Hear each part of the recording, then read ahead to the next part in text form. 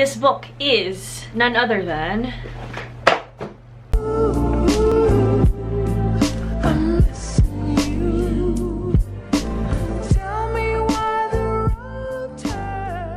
Hi everyone, my name is Chloe, if you didn't know that yet, and for today we will be talking about books.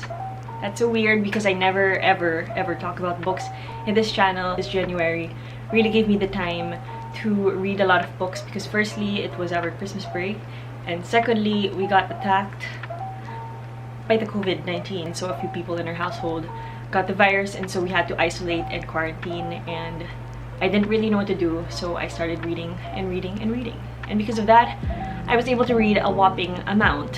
Whopping is a big adjective. Don't expect too much. But I got to read 8 books this January, and I think that's pretty big for me. Maybe this is my book era. I don't know. We'll see. These are the books that I've read, and let's just start with the first one, which is Britt-Marie Was Here by Fredrik Backman. Britt-Marie is basically a very straightforward, socially awkward 63-year-old woman. She loves to clean, and I'm pretty sure she has OCD, though it's never really directly mentioned in the book. After she finds out that her husband is cheating on her, she decides to leave town and move somewhere else. And this is not a spoiler, this video is going to be spoiler free. Everything that I'm saying is already a part of the blurb of the book. So she moves to Borg, which is a small abandoned town which is slowly dying.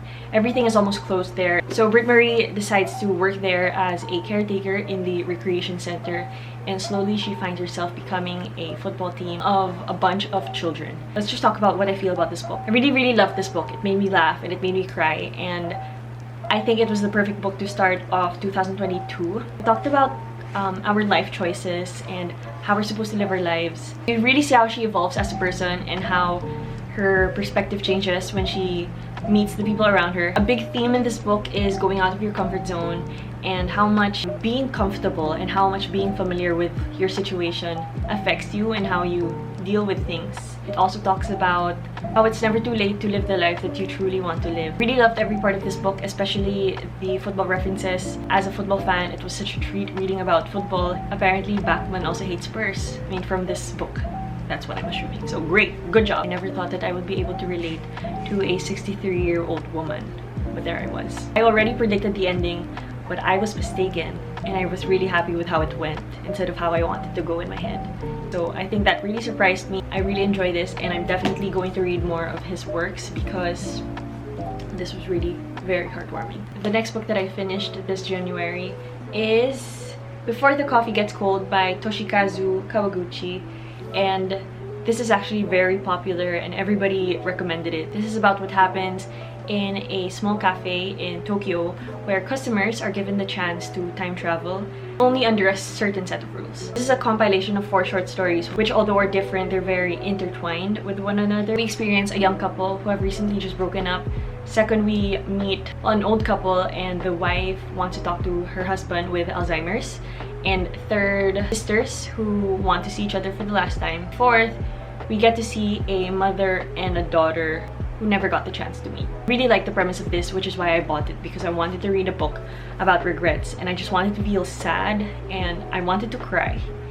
And so I read this, but I was so disappointed. I just did not get the hype very much. It was a very easy read and it was really short too, but halfway through I was just kind of reading it just for the sake of finishing it. I kept waiting for things to happen, but that was really it. So what's my issue about this book? Firstly, I guess it was too repetitive. Like I said earlier, people can only time travel under a certain set of rules, and I feel like they focused too much on the rules that it was being repeated every other page. Half of this book is just them explaining the rules. I just did not like that. And I think for me it was too sentimental and it was too corny. I just don't think that I was able to fully connect with the characters because it was super short. So I didn't really like this very much. I rated it a 2 out of 5 because I did feel things at times and I kind of teared up a bit, but it was too corny for me. That's just me. I feel like a lot of people really like this, but this one was just not my cup of coffee. Pun intended.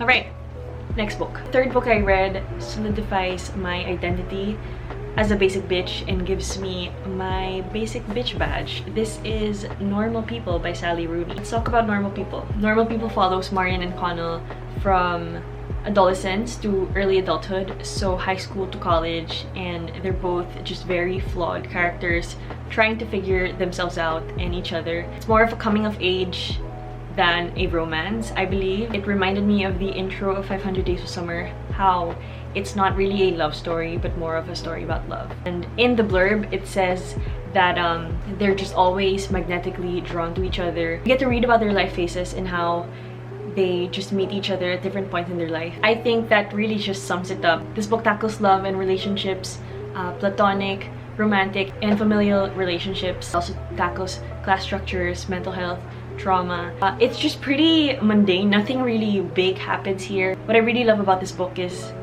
how normal it is and how human it is. Like how humans are so messy and how we cannot communicate for the life of us. This actually reminded me of something that I did not want to relive and something that I did not want to remember. All in all, I ate this book up, finished it in 2 days. It's a pretty easy read as well, and I gave it a 4 out of 5. So the next book is 𝗯esse by Andrew Sean Greer, and I loved this book. I picked this up from Carousell and the person described it as something that she couldn't finish, and I was kind of scared going into it, but I enjoyed this book. 𝗯esse is about Arthur 𝗯esse, who is a failing novelist, and he's about to turn 50. He gets a wedding invite from his ex of 9 years, who he still really loves very much. His name is Freddie. Instead of accepting the invite to the wedding, he decides to accept invites to literary events that he has been invited to all over the world in hopes to avoid the stories and the wedding and the rumors that surround it. Wow, he's just like me. So he journeys to Mexico, Italy, Germany, Morocco, India, and Japan to outrun middle age, loneliness, and heartbreak. I enjoyed this book. I really loved it. I think it really captures heartbreak and how it just feels to run away from things that you don't want to deal with. Wow, really. The thing that I really noticed about this book right off the bat is how funny it was. I found myself bookmarking a lot of things just because they were super funny. Also, this was such an enjoyable read because it has quite of a tour guide-y narrative. Being stuck in the pandemic, not being able to travel, made me enjoy this book a lot more, and it made me want to travel to a lot of the places that he's been. I really loved the ending and I enjoyed it. I think I was crying at some point as well. Overall, this book is very smart, it's very witty, it's very heartbreaking, but it's also heartwarming. The issue I had with this book is some of the descriptions were too unnecessary and too long and descriptive. That's just not my personal preference and it's maybe a me thing, but aside from that, I enjoyed this book and I recommend this very much. Okay, so next book is The Art of Racing in the Rain by Garth Stein. I picked this up because I was looking for books that would make me cry, and people on Reddit highly recommended this one. The Art of Racing in the Rain is written from the point of view of a dog called Enzo, and he believes that he will be reincarnated as a human when he passes away. He spends his dog years with his owner, Denny Swift. He gets to watch and see the very messy and complicated world of humans. So Denny Swift is a race car driver, huge fan of Senna. He is a dad, dog lover, and a husband. He loves using racing philosophies and mantras to his life. Like one in particular is, no race has ever been won in the first corner. Many races have been lost there. What did I think about this book? And did it make me cry? Yes. So I guess it did the job, but I just did not like this as much as I thought I would. As a Formula 1 fan and as a dog lover, I thought I would love it even more. But for me, this was kind of too artificially sappy, and I did not find the dog parts very interesting. Though I found the motorsports references very fun, but that's really just about it. I sobbed like a baby in the end, but it's not enough for me to like this book very much and suggest it to people. I did not feel super interested in this up until the first half of this book had passed, and the thing that happened isn't even related to a dog or racing. So what's that?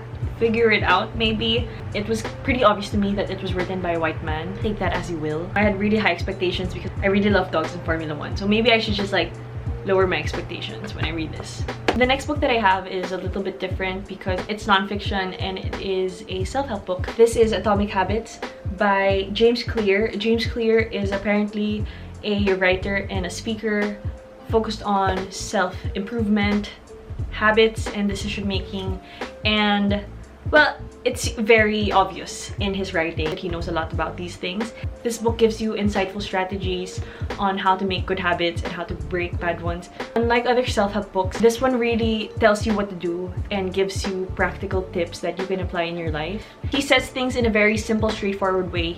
He doesn't really ramble just to reach a word count or something, and I really like that. Talks about how habits are formed, the science behind them, and he also adds a story to accompany each lesson. Just a very practical book, and everyone who wants to be efficient and more productive might want to try this one. This helps you build the framework and the foundation for your goals. It also highlights the importance of doing small things consistently and how small changes can bring a very big and significant impact. I actually got this as a gift for my birthday because I wrote it in my wish list, and I'm happy that I read it. At times, it kind of made me feel like a 24/7 hustle grind culture guy, but I mean, other than that, it is just very practical. And look at this cover. It's really, really nice. I think Atomic Habits is really good. It's very comprehensive. Good job, James Clear. Very nice. The next book I'm very excited to talk about because I have quite a lot of feelings for it. This book is On Earth, We're Briefly Gorgeous, but before I talk about it, let's talk about this cover. Let's talk about this cover and this title, On Earth, We're Briefly Gorgeous. What the heck? That is so good.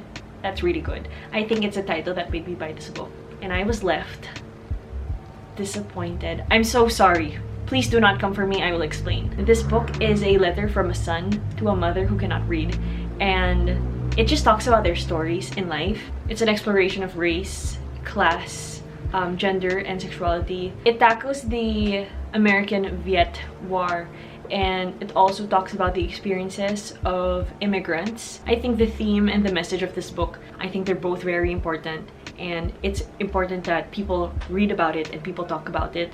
But I just did not like this book, mainly because it was just too lyrical. It was too embellished. It was too flowery that I was distracted. Like, instead of reading about the very important message that I really wanted to read about, I was just super lost and distracted because of the words. And that's like a me thing.